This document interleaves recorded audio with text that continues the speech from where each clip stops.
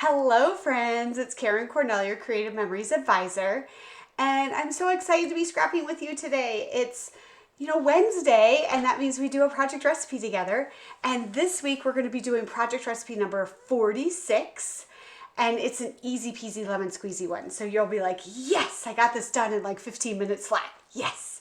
So, but I did change something after I filmed it. So I wanted to let you know that. So let me switch my camera and show you what I did. So this is the project recipe. Don't worry if you don't have the book. I walk you through every step. So this is the layout. And I did change it. I did change out this because I did have this in there, and I decided that my pictures were more pastel, and so I felt like this was a little bit too harsh, and I didn't like that. So I took, soft pink cardstock, and I just added it in because in the bunny's ears there's pink. So I was like, perfect, I'll just add a little bit of pink. The girls had pink dresses on, so it'll be great. So and they had 5 by 3.5 photos. I love this paper so much, this bunny paper. This is my hoarding paper, another one of my hoarding papers. This grass paper I've hoarded, and I'll talk about it in the video. But this bunny paper is from, I believe it's Little Lamb Girl collection. And I had one piece left, and I was like, oh, it brings it all together. So that is the layout. Lots of you could do a little title here. You can do embellishments here and here. It's really, really fun. Lots of pictures. I mean, you could fit 8 pictures on here, so it's great. So let me switch my camera and we'll get started. Here we go. So this is project number 46, and you need 2 base papers that are the same, and then 2 other designer papers. So not a lot of paper this time. I am actually using 3 of my sheets of paper are from the Endless Meadows collection. And you know that piece of paper that you've been hoarding? This is one of those papers for me. I just absolutely love the grass in here, and I finally found a layout that I think is perfect for this this paper. That there's that one piece of paper, that you've been hoarding, and I have 2 of them, so I still have 1 left. But was waiting for the perfect layout. Then the other piece of paper I have is really old. I believe it's from Little Lamb collection. That's the paper I put it in, the folder I put it in. But it is, it has this, it's yellow gingham on the back, and then these little bunnies, and it's just perfect. It kind of just, I love how you can have paper that is years and years old, and then it goes with new collections or fairly new collections, that helps us go through our stash. So I love it. So you only need 4 pieces of paper. You will need a frame punch, and a frame punch is a punch that you can punch 2 different ways. I call them twofers because you can punch it just straight across using this as a guide for just a border, and it stays attached.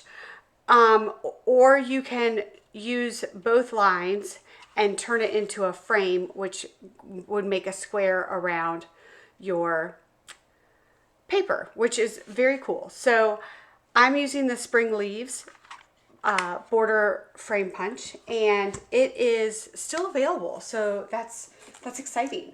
It is one that I feel like when it came out, it didn't get a lot of glory because I think at that time we had been getting so many leaf punches or springtime kind of punches, and I think it just got left by the wayside. But I really am excited to use it for this layout.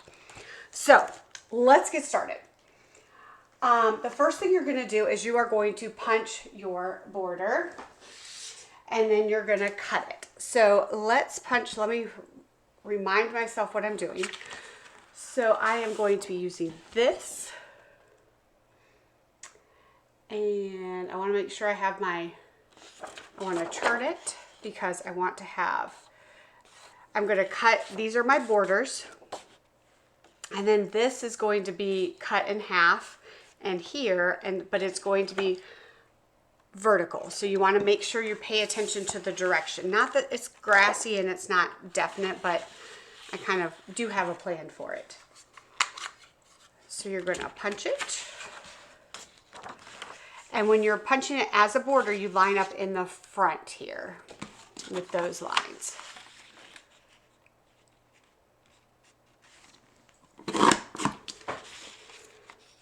And you just line it up along the way.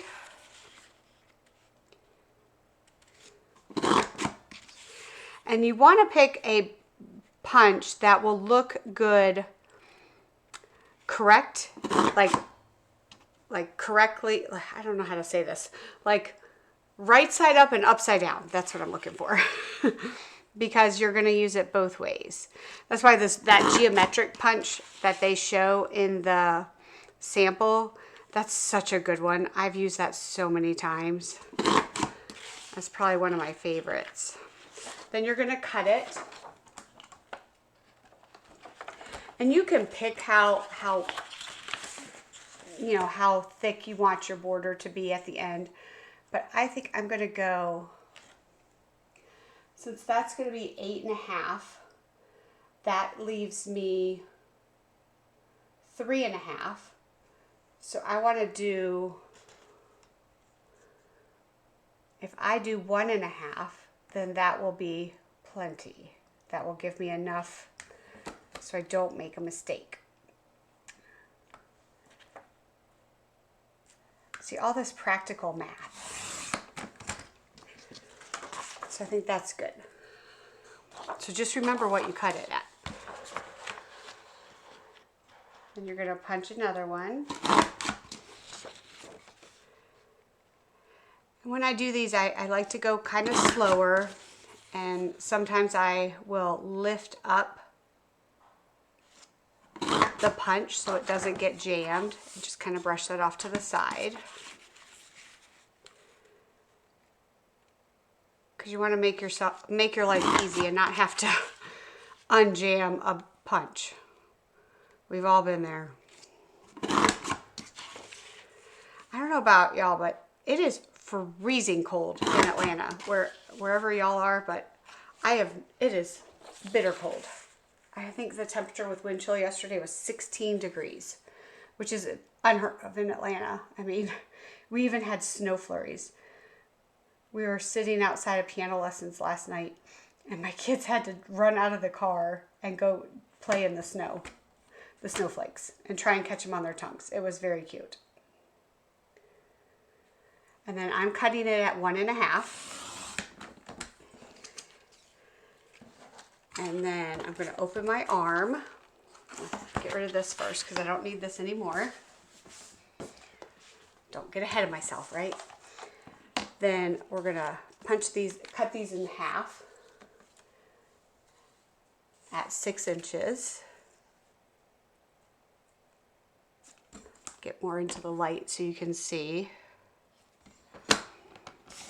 And it should be right in the middle of the design. You know, cut the design in half. But yeah, back to this weather. It's freezing cold. It is never this cold in Atlanta. And if it is, it needs to be snowing. And we need to be stuck inside. And then you're going to be at 8.5. Yep, that's exactly what it is. And then you're going to cut this at 6 inches.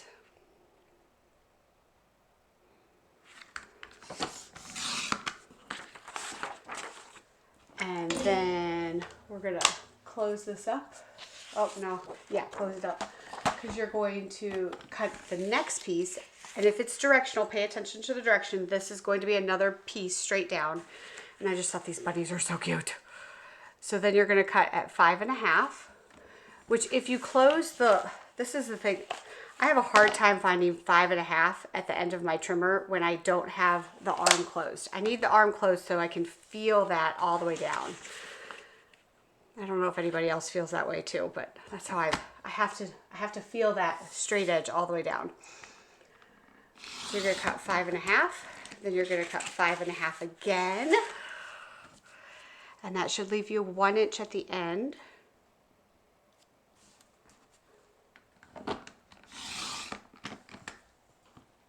And then you're going to cut that 1 inch. You're going to use the reverse side and you're going to cut it at 6 inches.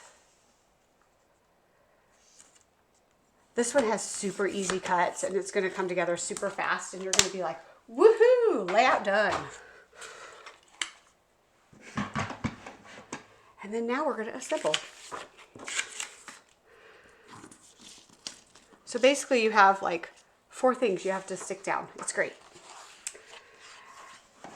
Yeah, I picked this layout because I was looking ahead at what I have to, what pictures I have, you know, coming up for scrapbooking, and I have Easter of 2020. Yes, I'm that far behind. And so I was like, oh, this is perfect.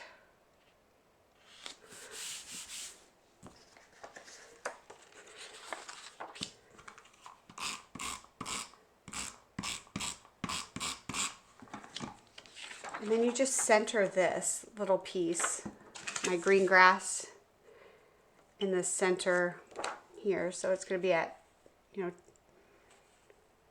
1.5 inches down. I love how it's just framed. It's so pretty. And you're going to take this.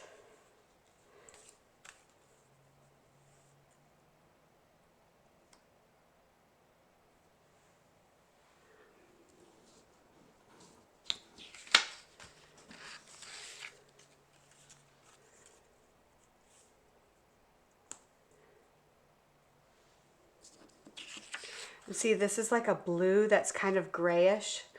So it looks really cool. And the dresses that the girls were wearing had purple. So it's going to be perfect. I need my mat to do this. So.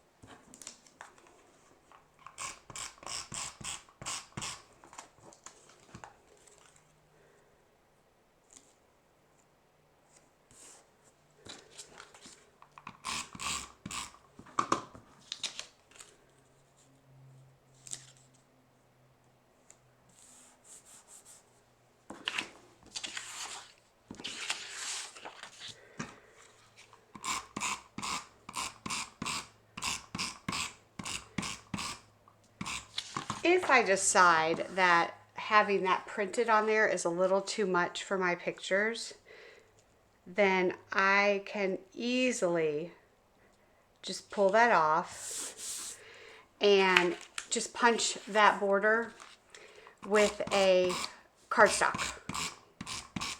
And I've done that before with layouts where I'm like, I've already, you know, assembled it and then I'm like, oh, wait a minute, that's not looking right.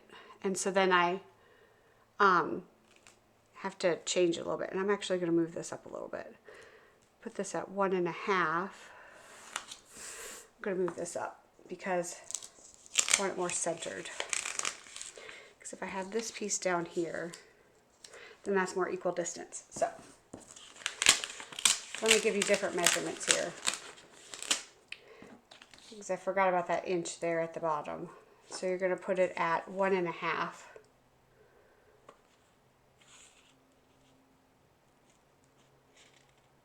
Up here. And that'll give you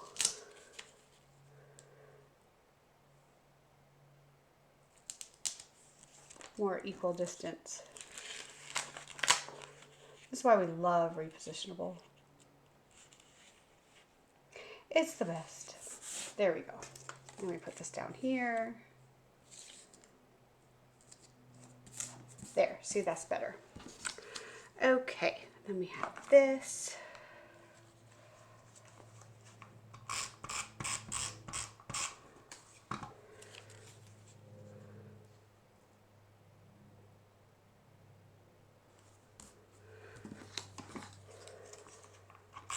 Super cute, super easy. But you can do this with any of the frame punches.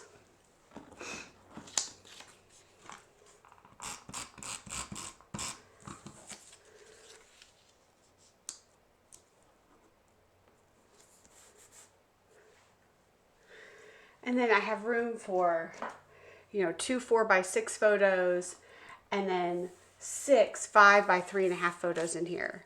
So it's going to be super cute. Very easy layout. I can do a title up here.